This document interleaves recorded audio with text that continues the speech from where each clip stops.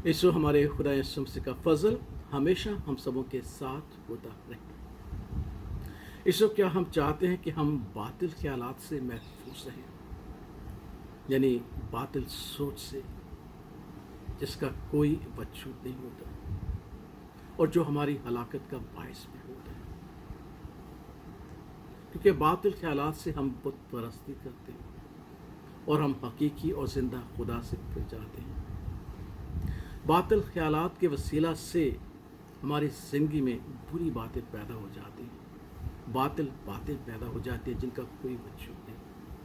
जो हमारी ज़िंदगी को खून की तरह खा जाती है। अगर हम चाहते हैं कि हम बातिल ख्यालात से, बातिल सोचों से जिनका कोई भी वजूद नहीं,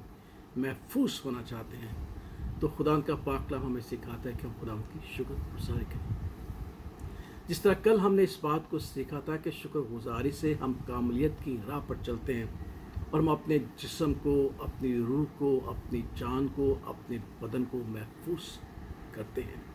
इसी तरीके से शुक्रगुजारी के वसीला से जो हम बातिल ख्यालात से महफूज हो जाते हैं और उन तमाम बुराइयों से, उन तमाम बदियों से जिनके वसीला से खुदा नाराज़ होता है, हम महफूज रहते हुए अपनी ज़िंदगी को महफूज कर लेते हैं, अपनी निजात को महफूज कर लेते हैं, उस फजल को महफूज करते हैं जो खुदा यीशु मसीह ने हमें अनायत किया। क्योंकि शुक्रगुजारी के वसीला से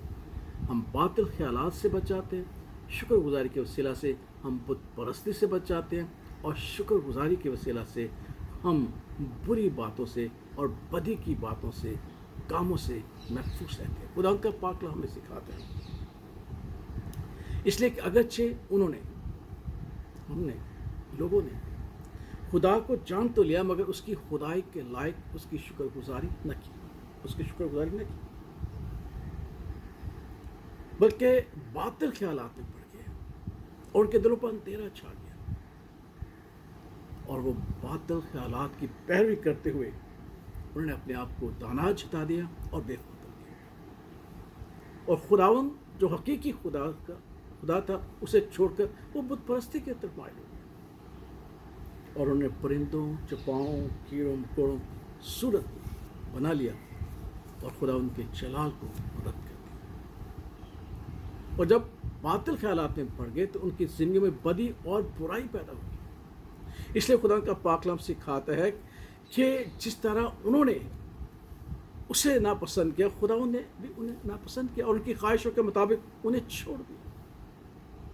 और उन्हें खुदावन को छोड़कर मखलूकात की ज्यादा इबादत और परस्तिश की और अपने बदन को बेहुरमत किया, अपने बदन की इज्जत नहीं की, अपने बदन और अपने वजूद के वकार को गिरा दिया और लिखा है कि वो बुरी और गंदी शहवतों में गिर गई। औरतों ने औरतों से रोसियाई और मर्दों ने मर्दों से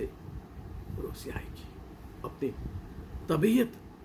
अपनी जिबिल्लत के खिलाफ काम किया और जो आज दुनिया में देख रहे हैं, क्योंकि वो बातिल ख्यालात में पड़ गए। और फिर लिखा है कि जिस तरह उन्होंने खुदावन को पहचानना पसंद न किया, खुदावन ने उन्हें भी उसी बातिल ख्यालात में छोड़ दिया। और जब हम जो बातिल ख्यालात में होते हैं तो खुदा उनके पाक कलाम में लिखा है कि हम में हर तरह की नाराज़गी, बदी, लालच और बदखाई बढ़ जाती है। हम झगड़े, मकारी और बुक्स में, गीबत में, बदगोई में और हम मखरूर और मुतकब्बर हो जाते हैं। हम माँ बाप के नाफरमान हो जाते हैं जिनसे हमने जिंदगी हासिल की है और जानते हैं कि इन तमाम बुरी बातों से हमारा अच्छा अंजाम न होगा और हमें मौत की सज़ा हो सकती है, तो भी हम ऐसे काम करते हैं और ऐसे काम करने वालों से खुश भी होते हैं और उन्हें तरजीह भी देते हैं कि वो बातिल ख्यालात में ज़िंदगी गुजारें और इस तरीके से वो खुदावंद की निजात और कामयाबियत को अपने हाथ से खो बैठे। लेकिन अगर हम चाहते हैं कि हम सब खुदावंद की निजात और कामयाबियत की तरफ बढ़ते जाएं, तो फिर सो हमें खुदावंद की शुक्रगुजारी करनी है ताकि हम इन बातिल ख्यालात से महफूज होकर अपनी निजात की अब्दियत को बहाल रखें। कि हम जानते हैं कि जब हम बचाए गए हैं तो खुदा हमें हालात नहीं करना चाहता। खुदा के कलाम के वसीला से हमें बातिल ख्यालात से आज़ादी बख्शे। आमीन।